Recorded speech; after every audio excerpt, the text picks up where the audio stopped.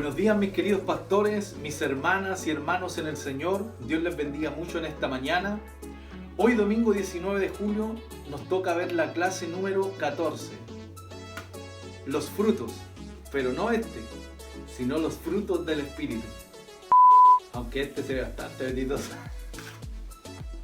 Lo que veremos hoy lo veníamos adelantando hace unas clases atrás, precisamente en la clase número 8. Los invito a recordar.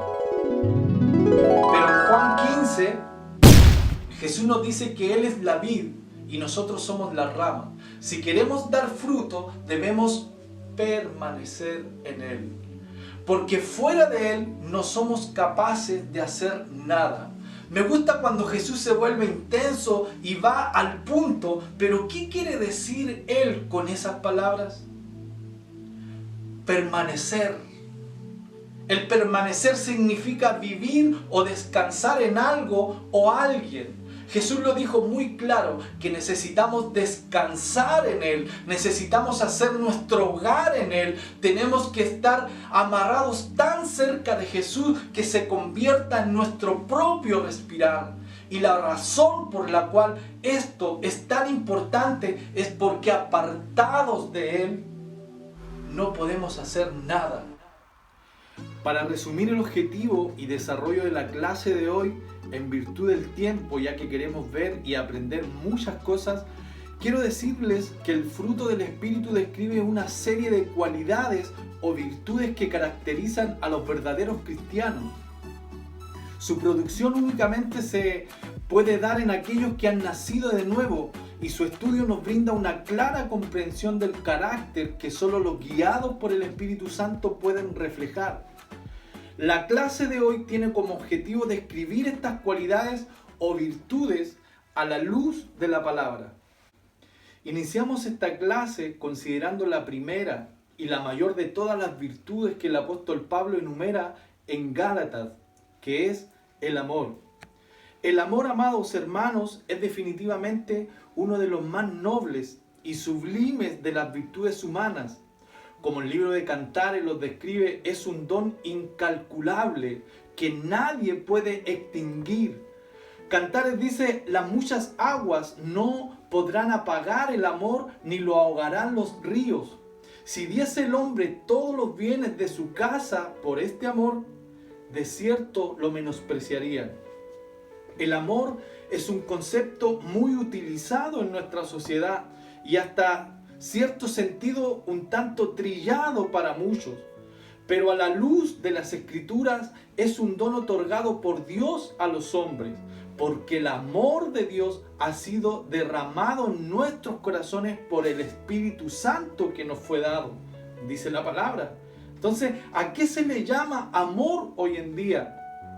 En nuestra sociedad le llamamos amor a la pasión sensual que dos jóvenes sienten el uno por el otro, al afecto de un padre hacia su hijo o viceversa, el cariño cultivado por una amistad sincera, al pacto matrimonial que mantiene unidos a una pareja.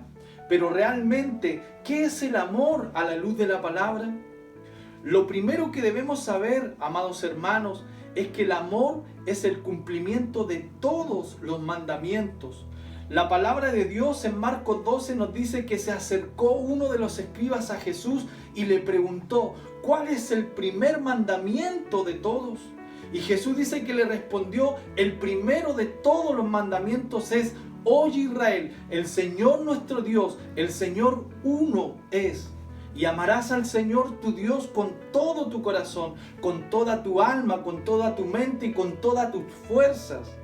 Y el segundo era semejante: amarás a tu prójimo como a ti mismo. Entonces, como decíamos en primer lugar, el amor es el cumplimiento de todos los mandamientos. El escriba del que hablamos vino a Jesús con una pregunta que se debatía a menudo en las escuelas rabínicas. En el judaísmo había una especie de doble tendencia. Estaba la tendencia a extender la ley limitadamente en cientos y miles de reglas y normas, pero también existía la tendencia a tratar de reunir la ley en una sola frase, una afirmación general que fuera el resumen de todo el mensaje. Esto nos muestra cómo algunos rabinos tratan de buscar entre todas las leyes aquellas en las cuales se pudiera resumir toda la ley divina, de tal forma que cuando este rabino hizo esta pregunta ya era una costumbre entre todos los doctores de la ley de aquel entonces. Y de manera ingeniosa Jesús tomó dos grandes mandamientos y los unió con un fin. Para Jesús, en estos dos mandamientos se resumía toda la ley y los profetas. Y tenía toda la razón nuestro Señor Jesús. De hecho, si consideramos cada uno de los 10 mandamientos, nos vamos a dar cuenta que no son más que una consecuencia de practicar el amor tanto para Dios como para los hombres.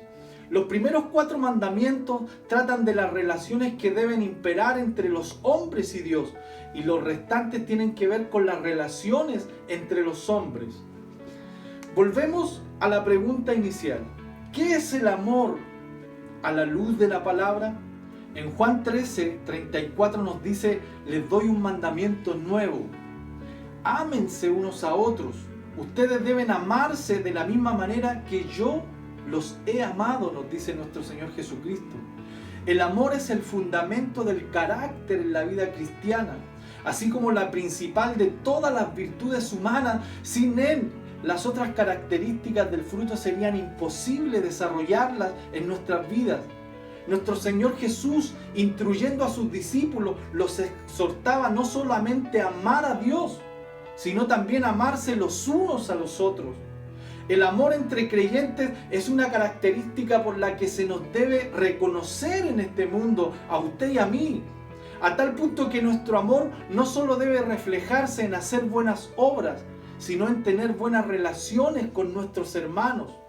En conclusión, amada hermana y amado hermano, el amor es la suma total de todas las grandes virtudes cristianas. Todo lo que caracteriza a una buena persona es una manifestación de un corazón que ha aprendido a amar. Con sus palabras, Pablo nos describe la verdadera naturaleza del amor cuando nos dice que el amor es paciente, que el amor es bondadoso, que el amor no es envidioso, ni jactancioso, ni orgulloso.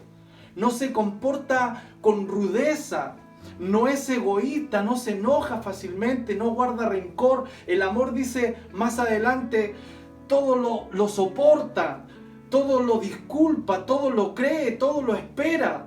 Entonces, si luchamos por desarrollar este tipo de amor, podemos estar seguros que manifestaremos el fruto del Espíritu Santo como verdaderos hijos del Señor. La segunda virtud o cualidad es el gozo. Lo primero que debemos saber es que gozo, amados hermanos, es más que un sentimiento de alegría. Es un estado de regocijo y completa satisfacción que experimenta el creyente como usted y como yo, como resultado de su comunión con Cristo. No se trata de la alegría que nos producen las cosas materiales o los placeres que este mundo ofrece. Más bien es el gozo en el cristiano, es el resultado de la obra salvífica que Cristo ha ejercido sobre cada uno de nosotros. Es el resultado de experimentar la liberación de nuestras cargas y disfrutar de su benevolencia. Y por ello el gozo es un sentimiento de origen espiritual que se mantiene permanentemente, siempre y cuando nuestra comunión con Cristo no se rompa. Y por ello las Escrituras nos dicen estar siempre gozosos. Esta característica del carácter cristiano es tan importante que de hecho es parte de la misma vida cristiana. Nos dice Romanos 14, 17, porque el reino de Dios no es comida ni bebida, sino justicia, paz y gozo.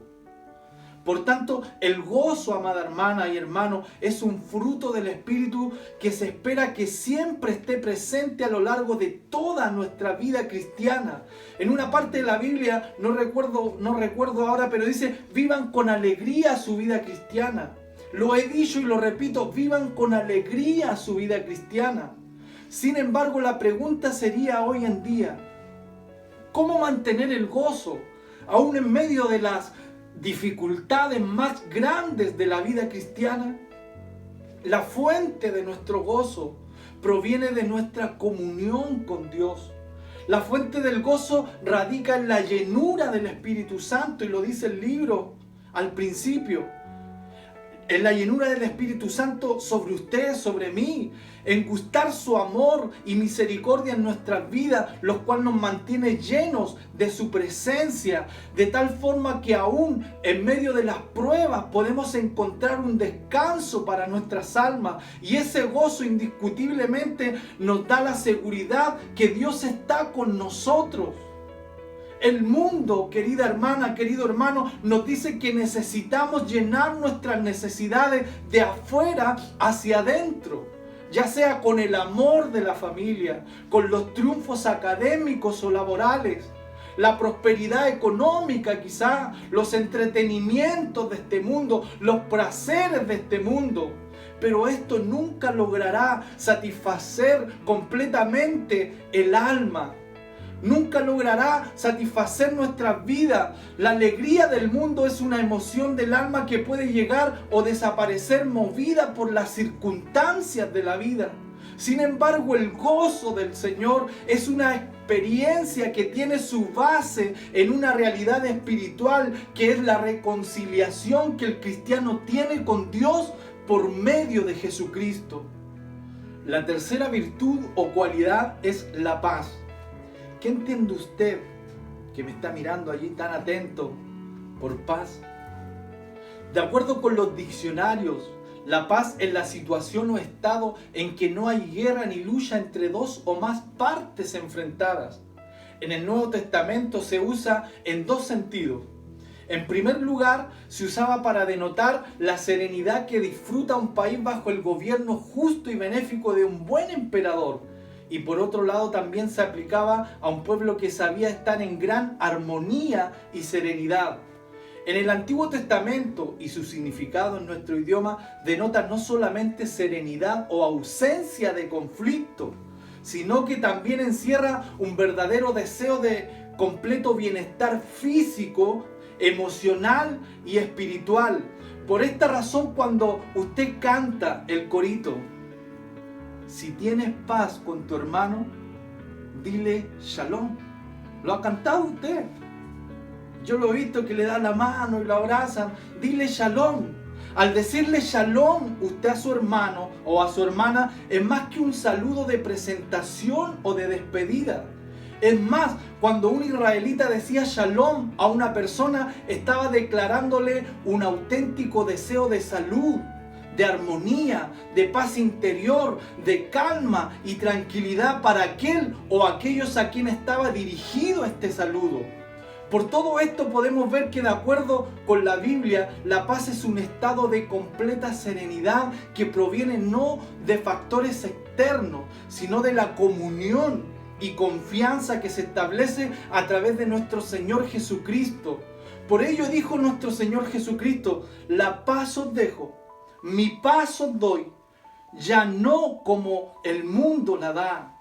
Entonces es importante comprender que la paz de Dios operará en la vida de los hombres en tres sentidos, que son la paz entre Dios y el hombre, la paz entre el hombre y sus semejantes y la paz consigo mismo. Me hubiese gustado ahondar en cada uno de ellos, pero por tiempo solo quiero hacer énfasis en la última: paz consigo mismo. Al igual que el gozo, la paz del cristiano no depende de factores externos, sino de la comunión y confianza depositada en Cristo Jesús. Esto no significa que una vez salvos no atravesaremos por problemas, sino más bien que hallaremos el pronto refugio en nuestro Señor Jesucristo. La paz os dejo, mi paz os doy. Yo no os la doy como el mundo la da. Cuando creemos que Dios es el que pelea por nosotros, el que pelea por usted, y no ponemos nuestra confianza en nuestras habilidades o factores externos, sino solamente en nuestro Señor Jesucristo, entonces Dios nos otorga su paz en todo momento o circunstancia.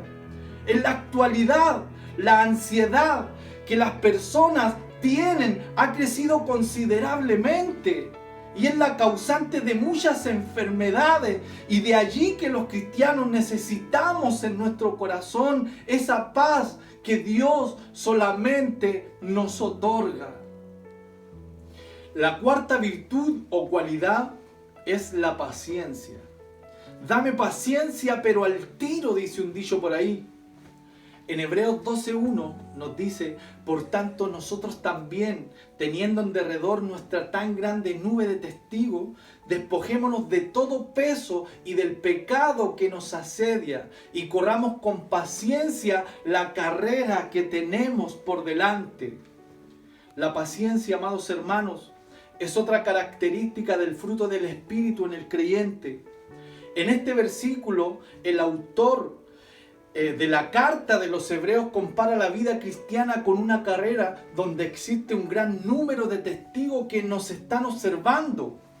En este texto sugiere la idea de una competencia atlética en un anfiteatro. La palabra testigo en este versículo significa mártir. Y estos testigos o mártires son los héroes de la fe que aparecen en el capítulo 11 de Hebreos, en esta misma carta, los cuales no son simples espectadores, sino son verdaderos ejemplos que inspiran a los corredores. Los corredores griegos tenían la costumbre de desnudarse antes de la carrera con el fin de eliminar cualquier peso que pudiera hacerlos menos veloces. De igual manera, los creyentes debemos despojarnos de todo peso que nos angustie y en especial de pecado que nos asedia. Esta carrera debe ser corrida con mucha paciencia, ya que no se trata, hermano y hermana, de llegar primero, sino se trata de llegar a la meta. La palabra paciencia en este versículo literalmente significa constancia, resistencia o perseverancia. Por tanto, la paciencia es esa virtud que nos ayuda a mantenernos constantes y soportar las situaciones difíciles de la vida. De hecho, la vida cristiana requiere de constancia en medio de las circunstancias que nos rodean, en especial por todo lo que hoy estamos viviendo a nivel mundial, para no desanimarnos en medio de las pruebas y desistir de la carrera. Necesitamos desarrollar la resistencia en medio de las calamidades y así culminar la carrera que tenemos por delante. En Efesios 4:2 nos dice: con toda humildad y mansedumbre, soportándonos con paciencia los unos con los otros en amor. En pocas palabras, paciencia con nuestros semejantes, lejos de enojarse. Se nos está pidiendo que apliquemos la paciencia respecto a nuestros semejantes. La Biblia nos exhorta a ser pacientes los unos a los otros en cuanto al trato personal, a través de un verdadero amor, a través de una verdadera bondad y humildad. Nos enseña a perdonar las ofensas de los demás. Así como Jesús nos perdonó todas nuestras transgresiones, nos pide ser humildes y mansos. De hecho, estas fueron las actitudes que demostró Jesús cuando estuvo aquí en la tierra. Se trata de actitudes que no afloran naturalmente, sino que deben cultivarse con la determinación de colocar al otro por sobre uno mismo. Solo el Espíritu Santo puede darnos la capacidad de actuar de este modo con los demás en forma constante. El versículo que citábamos nos dice: soportándonos con paciencia los unos a los otros. La palabra soportarse se utiliza en el sentido de sobrecargar o sobrellevar. No obstante, el uso que le da Pablo a este vocablo tiene una connotación positiva. Denota la idea de ser paciente frente a las debilidades de los demás. Es decir, aprender a sobrellevar las debilidades de los otros. A menudo le pedimos a Dios que tenga paciencia con nuestras debilidades. Sin embargo, no ejercemos este mismo tipo de paciencia con los demás. Podemos hablar tantas cosas de la paciencia, ¿Qué me dice de la paciencia en nuestras dificultades? Mantenernos firmes, esperar pacientemente en medio de las diferentes pruebas que a usted y a mí nos toca atravesar. Conscientes que habrán situaciones que nos harán sufrir, que quizás jamás comprenderemos el porqué de alguna de ellas. Pero jamás debemos cuestionar la soberanía y la sabiduría de nuestro Señor Jesús, ya que Él tiene el control de todo y al final nuestra fe será recompensada. Quinto fruto, benignidad. En Efesios 4:32 nos dice: antes sed benignos unos con otros, misericordiosos, perdonándonos unos a otros, como Dios también os perdonó a vosotros en Cristo. En su carta a los Efesios, Pablo exhortaba a los creyentes a ser benignos unos con otros. Y la palabra benignos aquí puede traducirse como amabilidad o a veces como misericordia. La palabra benigno, según el manual, significa algo o alguien que no causa daño. Y en su carta a los Efesios, capítulo 4, versículo 32, el apóstol Pablo desarrolla a profundidad este concepto, ya que nos dice cómo debemos ser benignos, es decir, cómo debemos ser amables. Y de acuerdo a sus palabras, esto se logra siendo misericordioso con las demás personas, sabiendo perdonar así como Dios nos ha perdonado a todos nosotros.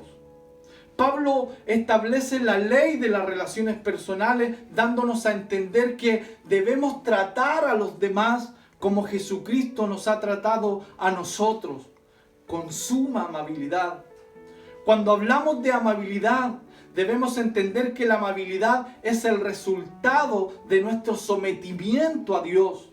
Uno no se puede levantar en la mañana de un día domingo junto a su mate, junto a su tortilla en su mano, a su café y decir: empezando hoy voy a ser amable.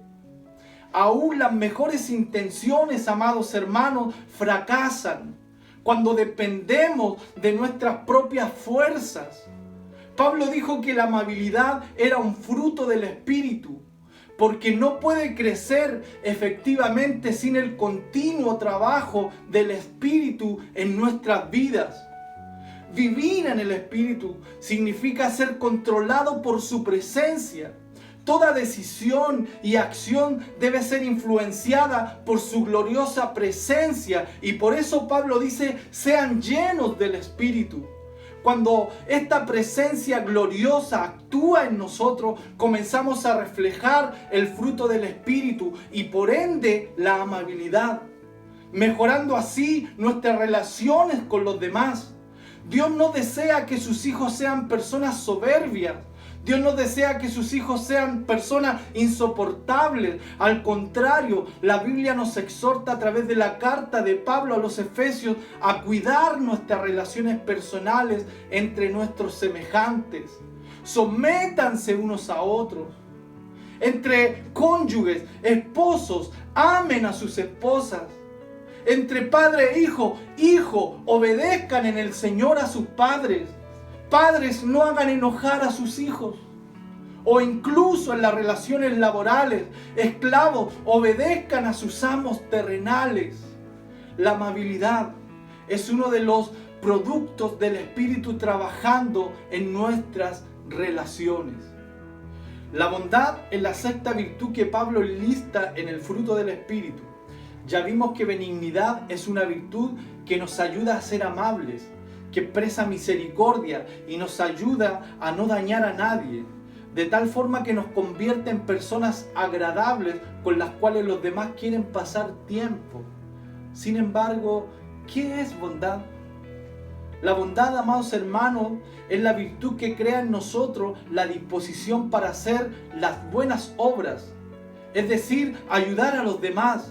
Si nos damos cuenta, la benignidad ayuda a ser misericordiosos y amables con las personas. Es decir, crea la compasión para desear hacer el bien a otros. Pero la bondad traduce estas buenas intenciones en acciones. Por lo tanto, un buen cristiano tiene que ser alguien benigno y bondadoso. En este versículo de Romanos 15:14 que acabamos de leer, el apóstol Pablo nos enseña mucho en cuanto a la bondad, la cual era una característica por las cuales los creyentes de este lugar eran conocidos. Y nosotros también tenemos que esforzarnos para que las personas vean en nosotros la obra que Cristo realizó a través de nuestras buenas obras. Pablo en una oportunidad, al escribirle a los romanos, los elogia su bondad, diciéndole que esta se manifiesta de una manera muy clara a los ojos de los demás. Les dice que está seguro de que ellos estaban llenos de bondad y llenos de conocimiento. Cuando les decía eso, la palabra bondad expresaba la disposición de toda persona para hacer buenas obras. Si bien es cierto, la salvación es por fe y no por obras, pero esto no significa que estas últimas no son importantes en su vida o en la mía como creyentes. Al contrario, se vuelven un factor importantísimo e indispensable en la vida del Hijo de Dios. Cuando citábamos esta parte de la Biblia, están llenos de bondad, llenos de todo conocimiento. Lo que Pablo nos está diciendo es que nosotros como creyentes no debemos estar llenos solo de bondad, sino también de conocimiento, ya que este último es el que le ayudará a discernir y saber cómo ser efectivo en la realización de las buenas obras. Si bien es cierto, los creyentes deben estar preparados para hacer el bien en todo momento. Y aún nuestro Señor Jesús enseñó que teníamos que hacer el bien incluso a nuestros enemigos. Pero debemos saber cómo hacer el bien. Y para eso debemos permitir que el Espíritu Santo nos direccione en la realización de las buenas obras con el fin de que seamos más efectivos. Por ejemplo, uno puede ver que en el libro de los Hechos, como Pablo deseaba pasar a ciertas ciudades hacia Asia a predicar el mensaje del Evangelio, pero el Espíritu se lo impidió, porque tenía otros planes para él. Las intenciones de Pablo eran buenas, pero por alguna razón el Espíritu Santo se lo impidió, ya que sus planes eran diferentes. Sin embargo, el apóstol obedeció y así su ministerio fue más exitoso. Pablo le dijo a Timoteo que no impusiera sus manos a la ligera para orar por cualquier persona, sino que discerniere con la ayuda del Espíritu de Dios con el fin de terminar orando por alguien a quien Dios no quería bendecir. A Samuel Dios le dijo que dejase de llorar a Saúl, porque ya era demasiado tarde para él, porque lo había desechado, y que mejor ungiera un nuevo rey sobre Israel. El mismo Jesús se sujetó a la voluntad de su Padre para hacer lo bueno, y nunca hizo su voluntad o lo que la gente le pedía. Por lo tanto, hermanos, debemos permitir que el Espíritu Santo nos guíe en hacer su voluntad, aun cuando éstas sean buenas obras, ya que uno podría hallarse haciendo lo bueno, pero lejos de sus propósitos. No debemos olvidar de que no se trata de lo que nosotros queremos, sino lo que Él quiere que hagamos. Séptimo fruto, la fe. Hebreos 11:1 dice: es pues la fe, la certeza de lo que se espera, la convicción de lo que no se ve. Este versículo es muy conocido por todos nosotros y algunos han llegado a llamar a este versículo como la definición de la fe. Aunque otro grupo no concuerda en ello, ya que dicen que no engloba todas sus características. En primer lugar dice la fe, la certeza de lo que se espera. La palabra certeza aquí puede traducirse también como sustancia. En este sentido, la fe es como la materia prima de la cual nuestra confianza se construye. Esta mira hacia el futuro, a las cosas que están adelante, y es la garantía de que recibiremos lo que tanto esperamos. Aparte de esto, dice, la fe es la convicción de lo que no se ve. La palabra convicción aquí nos habla de una convicción basada en pruebas. Hay una versión que no recuerdo ahora que traduce esta palabra como evidencia. Por tanto, la fe es la convicción de algo que no se visualiza materialmente, pero se cree como algo que ya existe. Basado en todo esto, podemos ver que es en función de esta virtud que nosotros como creyentes vivimos mirando hacia el futuro con plena certeza y colocando nuestra esperanza en las cosas que no se ven. Al final del listado de las virtudes del fruto del Espíritu aparece la templanza o dominio propio. Esta palabra, dominio propio o templanza, significa el dominio que el ser humano tiene para evitar embriagarse con sentimientos o deseos. El mismo Señor Jesús exhortó a sus discípulos a no permitir que estos sentimientos o deseos los controlen. Es por esto que en ocasiones se le llama al dominio propio la reina de todas las virtudes, ya que nos permite tener un control de nosotros mismos. Como seres humanos sin Cristo somos incapaces de someter nuestra voluntad a lo bueno, ya que el pecado nos domina tal y como Jesús lo dijo. De cierto os digo, que todo aquel que hace pecado, esclavo es del pecado. Sin embargo, por obra del Espíritu Santo, se nos otorga esta preciosa virtud que nos ayuda a mantener nuestras bajas pasiones, deseos y temperamento bajo control. Y por ello el apóstol Pablo exhorta constantemente a controlar nuestra vida, abandonando todas nuestras antiguas costumbres pecaminosas y no dejarnos gobernar por ellas. Haced morir lo terrenal en nosotros, nos aconseja Pablo. ¿Qué es lo terrenal?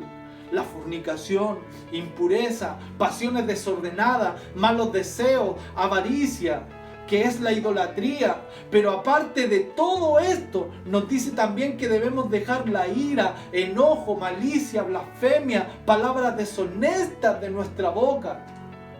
Uno de los mayores desafíos que tenemos como personas es el controlarse a sí mismos. Por ello que como cristianos debemos luchar por controlar nuestra mente, nuestro cuerpo y temperamento para hacerlo agradable al Señor y no ceder a los antojos de la naturaleza pecaminosa. ¿En qué se refleja el dominio propio? En general, el dominio propio se refleja en muchos aspectos de nuestra vida, como en la manera en que comemos, en la que hablamos, en la forma que administramos nuestro dinero, en el uso del tiempo, en nuestras actitudes, levantándonos temprano para buscar a Dios, para servir a Dios, en los deseos de la carne, en nuestros sentimientos, en la manera de vestirnos y así tantas cosas. Quiero terminar diciéndoles lo siguiente. En los deportes, los competidores se abstienen de muchas cosas, comida, desvelo, droga, y se someten a ejercicios constantes y de manera disciplinada con tal de ganar una corona corruptible. También nosotros, amados hermanos, tenemos que ser autodisciplinados en nuestra vida espiritual, en nuestro tiempo devocional, en la lectura de la palabra de Dios, en la oración y en nuestro servicio a Dios, para mantenernos fuertes en la fe, creciendo siempre en nuestra vida cristiana. Quiero leer la conclusión de la escuela que dice: el comentario final del apóstol Pablo sobre el fruto del Espíritu indica que no hay restricción alguna a la manera de vivir que se describe aquí. Los creyentes pueden y deben practicar estas virtudes una y otra vez. Nunca descubrirán una ley que les prohíba vivir según estos principios. Después de esta clase dominical tenemos una difícil misión, pero con la ayuda de Dios lo podemos hacer. Dios quiere que seamos cada día más como Él, Y esa es la meta. Cada día poner en práctica, como dice la conclusión, cada una de estas virtudes para que estén arraigadas en cada uno de nosotros. Le voy a invitar que terminemos esta escuela dominical orando al Señor. Te agradecemos, Señor, por habernos dado esta oportunidad, Señor, de haber podido compartir esta escuela, de poder aprender a través de tu palabra, Señor. Tal como decía esta conclusión, podemos y debemos practicar, Señor, cada virtud de la cual tú nos has hablado en esta mañana, Señor. Ayúdanos, Señor, porque siendo sincero hay muchas cosas que muchas veces decaen en nosotros, que muchas de estas virtudes a lo mejor están carentes en nuestra vida cristiana, pero Señor, cada día queremos ser más como tú. Es por eso que reconocemos, Señor, en esta mañana y a través de esta enseñanza, Señor, que nos falta tanto todavía que aprender, Señor. Ayúdanos, por favor, para cada día, Señor, poner en práctica todas estas lecciones, Señor, todas estas virtudes de las cuales tú nos has hablado, Señor, para poder cada día, Señor, reflejar al mundo, reflejar a las personas, Señor, lo que tú quieres, Señor, de nosotros. Te damos gracias, Señor, por esta escuela, por esta enseñanza, Señor, y te pido, bendito Dios, con un corazón humilde, Señor, de que esta escuela haya sido de bendición para aquel que la ha escuchado, Señor, aquel que ha compartido en familia, Señor, esta lección. Te lo ruego, Señor, y te lo clamo en el dulce nombre de Jesucristo, tu Hijo, nuestro bendito y amado Salvador. Amén. Y para finalizar esta escuela dominical quisiera que oráramos al Señor para dar gracias a Dios por esta oportunidad que nos dio de estar en esta mañana para poder aprender de su palabra.